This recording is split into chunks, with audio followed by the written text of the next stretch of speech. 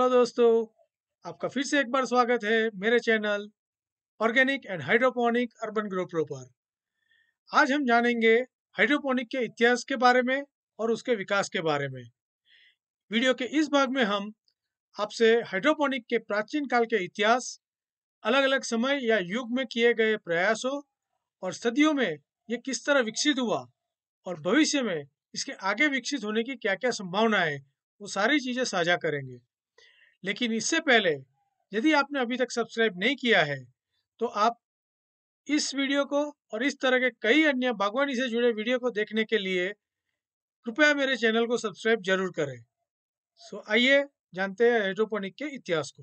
Hydroponic को आज आधुनिक विज्ञान का अजूबे के रूप में माना जाता है।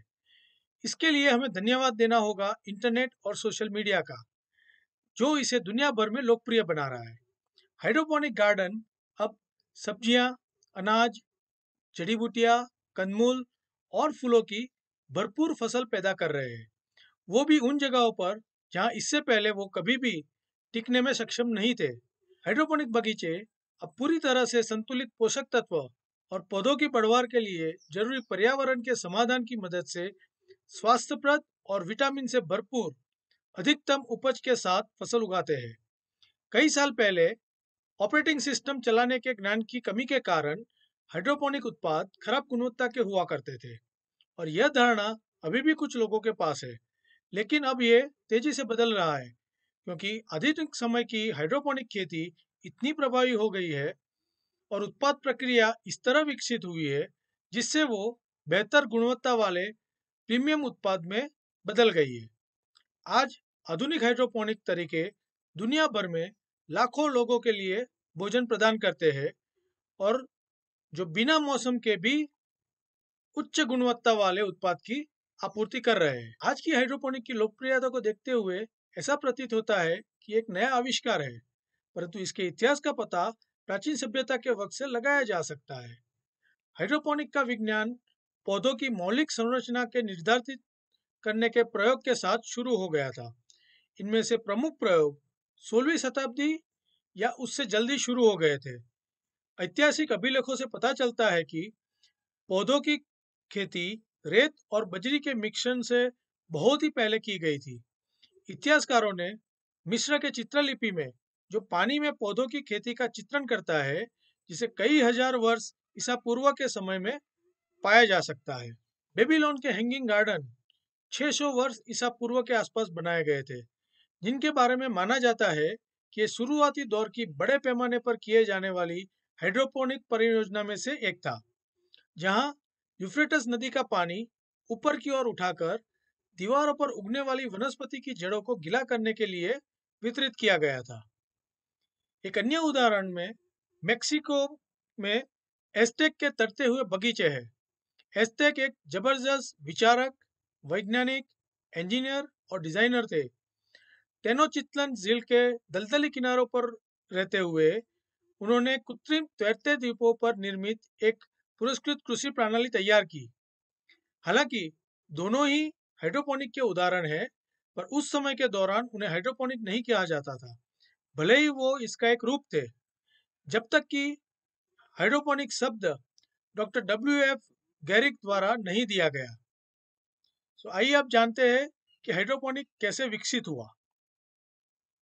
प्राचीन काल के दौरान लोगों को बागवानी करते समय कई चुनौतियों का सामना करना पड़ा। जिज्ञासु होने के नाते मानव यह पता लगाना चाहता था कि पौधे किससे विकसित होते हैं। मिट्टी को एक रहस्यमय सामग्री के रूप में पाया गया है, जो किसी तरह पौधे को बीज से पौधों को विकसित करने में सही स्थिति का प्रदान करती है और खाद्यान्न का उत्पादन करती है। लेकिन विषम प्राकृतिक स्थिति के उदाहरणों में अक्सर इन पौधों की पैदावार को कम या नष्ट कर देती थी, जिन पर समाज और उनकी भलाई के लिए बहुत अधिक निर्भर करता है। जब फसलें विफल हो जाती है, समाजों को अकाल और मृत्यु का सामना करना पड़ा। इस तरह की फसल की विफलता ने पड़ोसी समुदायों के बीच भोजन के लिए युद्ध भी कराया, और यहाँ तक कि पूरी सभ्यताओं और संस्कृतियों की मृत्यु का कारण बना। आपने यह व्याख्यान तो जरूर सुना होगा, कृषि नहीं तो संस्कृति नहीं। यह कथन इस तथ्य को स्पष्ट रूप से चिन्हित करता है कि संस्कृतियां और सभ्यताएं अपने अस्तित्व के लिए फसलों पर निर्भर है। मनुष्य निरंतर इन फसलों को खराब होने के कारणों के बारे में अधिक जानकारी पाने का प्रयास करता आया है, ताकि वह उन्हें रोकने की कोशिश कर सके, और यह एक कृषि का आधार बन गया। पौधों के पनपने के कारणों का पता लगाए ताकि मनुष्य अनुकूल परिस्थितियों में पौधों की खेती कर सके, जिससे प्रचुर उत्पादन हो सके। यही कृषि के नई आविष्कार का आधार है। प्राचीन सभ्यताएं इस तथ्य से अवगत हो गई थी कि पानी किसी भी कृषि पद्धति के लिए आवश्यक है। इसलिए आबादी उन क्षेत्रों में इकट्ठा हुई जहां पानी के भरपूर स्रोत थे, जिनका उपयोग पौधों को उगाने के लिए किया जा सकता था। आमतौर पर नदियां, झीलें या झरनों के पास, जिनमें ताजा पानी था। सभ्यता वहां विकसित हुई जहां वे कृषि का अभ्यास कर सकते थे, विशेष रूप से जहां उपजाऊ मिट्टी मौजूद थी, और जैसे नदियों की घाटियां और झीलों के पास। ऐसी उत्पादक मिट्टी फसलों और उसके आसपास मानव केंद्रों का समर्थन करती थी। पर जब समूह निवासियों ने कठोर वातावरण का अनुभव किया, जिनसे उनकी कृषि फसलों को मर्यादित कर दिया, तब उन्हें यह जांचने की आवश्यकता हुई कि किन कारकों ने इन पैदावार को कम की और उन्हें सुधारने के लिए क्या क्या किया जा सकता है। प्रारंभिक समय में मनुष्य विशिष्ट वातावरण में पौधे उगाने की जरूरत के बारे में जागरूक हो गया था, और भोजन तथा अन्य जरूरत के लिए खेती के नए तरीके खोजने की कोशिश करता था। कई सौ साल पहले ईसा पूर्व में मिस्र के चित्रलिपि रिकॉर्ड में पानी में बढ़ते हुए पौधों का वर्णन है। अंदाजित 300 से 400 वर्ष ईसा पूर्व के दौरान थियोफ्रेस ने पौधों के पोषण के साथ प्रयोग किए, और यह संभवतः हाइड्रोपोनिक पद्धति से पौधों के विकास की शुरुआत हो सकती है। बेबीलोन के हैंगिंग गार्डन और मेक्सिको के एज़्टेक के तैरते हुए उद्यान और कुछ चीनी सेटअप हाइड्रोपोनिक के गवाह के रूप में स्थापित किए हुए पाए जा सकते हैं। हालांकि इन्हें हाइड्रोपोनिक संस्कृति नहीं किया जा सकता था, भले ही वो इसका एक रूप थे। पौधों के विकास के लिए मूलभूत घटकों की खोज के लिए एक वैज्ञानिक दृष्टिकोण के साथ आगे के प्रयोग 16वीं और 17वीं शताब्दी के दौरान कई वैज्ञानिकों द्वारा किए गए थे, और बाद में वे खोज करने में सफल हुए कि पानी, मिट्टी और हवा कार्बन, हाइड्रोजन और ऑक्सीजन जैसे तत्व प्रदान करते हैं, जो पौधों के पदार्थ के घटक थे। शोधकर्ताओं ने बाद में यह प्रदर्शित करना जारी रखा कि पौधों में जरूरी खनिज पानी के माध्यम से मिट्टी से आते हैं। इससे वैज्ञानिकों को बाद में पानी में पौधे उगाने में मदद मिली। मिट्टी के बिना, बशर्ते कि इन खनिजों को अकेले ही पानी में मिलाया गया, और यह एक पोषक कृषि जल बन गया, जहां पौधों की जड़ों को उनके आवश्यक तत्वों के लवण वाले पानी के घोल में डुबाया गया। जैसा कि वैज्ञानिकों ने बाद में पौधों के विकास के कारणों और विकास के लिए उनकी जरूरत की तलाश की, उन्होंने इन कारकों की खोज के लिए पोषक जल को विभिन्न रूप में इस्तेमाल किया, जहां मिट्टी के अलावा अन्य निष्क्रिय माध्यम में पौधों को उगाना शामिल था। यह पूर्व भूमिका आपको यह समझने में मदद करेगी कि हाइड्रोपोनिक कोई ऐसी चीज नहीं है जो रातों रात विकसित हो गई है। इसे अंततः व्यावसायिक रूप से विकसित करने के लिए और कई शताब्दियों का अध्ययन किया गया, जहां 1925 से लेकर 1935 तक आयोजनबद्ध तरीके से प्रयोगशाला पैमाने पर पोषण जल का विस्तार फसलों के बड़े पैमाने के उत्पादन के लिए किया गया था। हालांकि 1930 से 1940 के दशक तक यह व्यावसायिक खेती के लिए उपयोग में नहीं था, जब तक कि कैलिफोर्निया विश्वविद्यालय के डॉक्टर W.F. गैरिक ने इसका प्रयोग व्यावसायिक खेती के लिए नहीं किया था, और इस बढ़ती हुई टेक्नोलॉजी के लिए हाइड्रोपोनिक शब्द भी उन्हीं ने ही दिया है। 1940 के दशक में प्रशांत क्षेत्र में युद्ध के साथ डॉक्टर गैरिक ने गैर कृषि योग्य द्वीपों में वाणिज्यिक उत्पादन के लिए हाइड्रोपोनिक को लागू किया, जहां सैनिकों को स्वस्थ भोजन की निरंतर आपूर्ति के लिए तैनात किया गया था। युद्ध के बाद ग्रीन हाउस उद्योग द्वारा हाइड्रोपोनिक संस्कृति को मिट्टी के साथ उत्पन्न होती हुई समस्याओं को हल करने के लिए अपनाया गया था, जहां उनको जमीन जनित रोगों और कीटों के साथ साथ ग्रीन हाउस में साल भर बढ़ने वाली संरचनात्मक और पोषण संबंधी चुनौतियों का सामना करना पड़ता था। अब सब्जियां और फूलों सहित ग्रीन हाउस में उगाई जाने वाली लगभग सारी फसलें हाइड्रोपोनिक को किसी न किसी रूप में उपयोग करती है। इसे मिट्टी रहित खेती भी कहा जाता है, जहाँ मिट्टी के अलावा किसी भी अन्य अक्रिय माध्यम का उपयोग करते हुए जिसमें पोषक तत्वों का घोल मिलाया जाता है। हाइड्रोपोनिक ग्रीन हाउस का बढ़ना अब दुनिया भर में आम बात है। अभी हाइड्रोपोनिक कल्चर की शुरुआत 1940 और 1950 के दशक में पानी और ग्रेवल कल्चर सिस्टम के साथ शुरू हुई। ये मुख्य रूप से खुद से तैयार करने वाले प्रोजेक्ट थे। 1970 के दशक में प्लास्टिक की उपलब्धता और लोकप्रियता के साथ पहले पहले व्यावसायिक रूप से उपलब्ध हॉबी हाइड्रोपोनिक यूनिट में से कुछ ने बाजार में प्रवेश किया। घरों के लिए हाइड्रोपोनिक को सरल बनाने के लिए बनी शुरुआती इकाइयों में मोल्डेड प्लास्टिक से निर्मित एक ऐसी स्वचालित सिस्टम जिसमें ऊपर पौधे को रखने वाली ट्रे और नीचे एक पोषक तत्वों से भरे टंकी को रखा गया था। पौधों के लिए निष्क्रिय माध्यम जैसे कि ज्वालामुखीय सिंडर रॉक या तो विस्तृत मिट्टी रखी थी, जिसके ऊपर रखी एक छोटी सी छिद्रित प्लास्टिक ट्यूब के द्वारा सिंचित किया गया था। सिस्टम को स्वचालित रूप से चलाने के लिए बाहर से मछली घर के पंप से एक ट्यूब को पोषक टैंक में सिंचाई वाली ट्यूब के साथ जोड़ा गया था।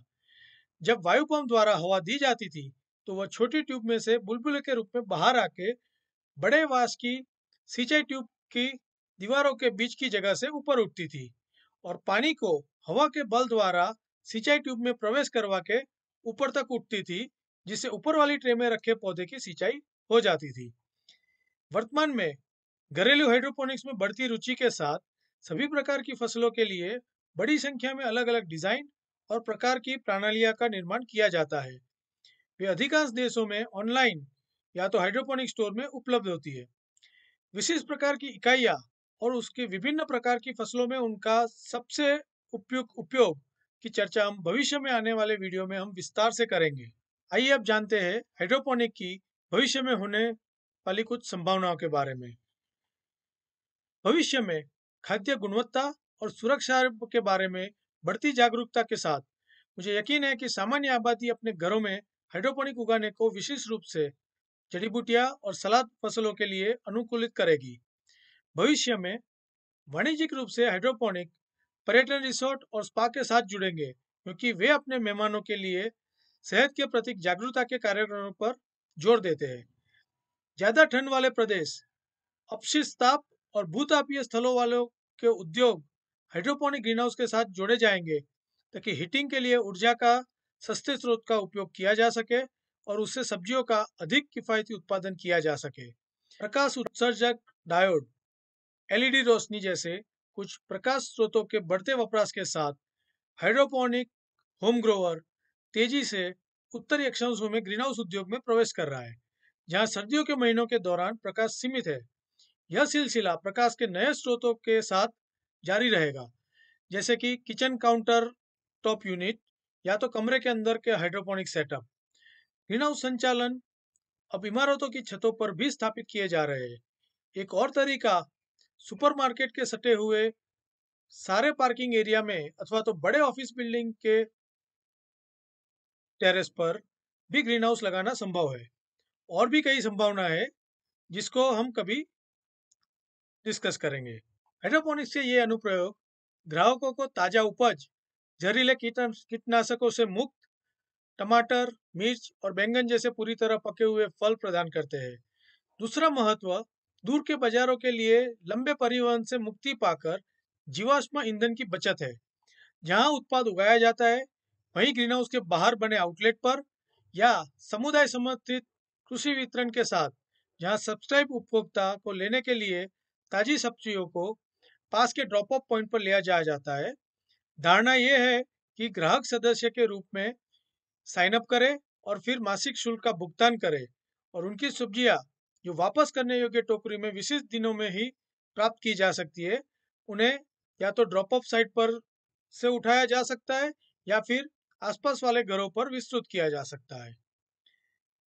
ग्रीन हाउस ऑपरेशन में भविष्य में एक कदम आगे बढ़ते हुए मुझे उम्मीद है कि सब्जियां उगाने के लिए शहर के केंद्रों में ऊंची ऊंची इमारतों का निर्माण किया जाएगा। वो एक सम्मिलित परिसर का भी हिस्सा हो सकते हैं, जहाँ कुछ मंजिल या इमारत के एक पंख को पौधे उगाने के लिए अत्याधुनिक कुशल हाइड्रोपोनिक प्रणालियाँ जैसे घूमने वाली या सीधी खड़ी संरचना के साथ अलग से संशोधित किया जाएगा। सीधे खड़ी और घूमने वाली टेक्निक हाइड्रोपोनिक सिस्टम ऑलरेडी पहले से ही मौजूद है। हालांकि इन उच्च वृद्धि वाले ग्रीनहाउस की सफलता पूरक प्रकाश की व्यवस्था के एक बहुत ही कुशल स्रोत पर निर्भर है। इसलिए मेरा मानना है कि यह एक दशक या उसके भीतर हो सकता है। इमारत की छत पर या पास के पार्किंग स्थान में सौर ऊर्जा यूनिट लगा के रोशनी के लिए जरूरी बिजली का उत्पादन कर सकते हैं। हाइड्रोपोनिक्स आपके घर और खेत सहित किसी भी जगह पर सभी तरह की पर्यावरणीय परिस्थितियों में फसल को उगाने की संभावना को खोलता है। यह आपके लिए पौधे उगाने के लिए भविष्य में उपयोग आने वाली तकनीकी लहर है। सो इसलिए आप इसका हिस्सा बने रहें। आगे हाइड्रोपोनिक क्या है, इसे किस तरह व्याख्यान्वित किया गया जाता है और उसकी पूरी जानकारी आपसे मैं साझा करने जा रहे वाला हूँ। सो कहीं जाइएगा नहीं, मेरे साथ बने रहिएगा। Happy growing.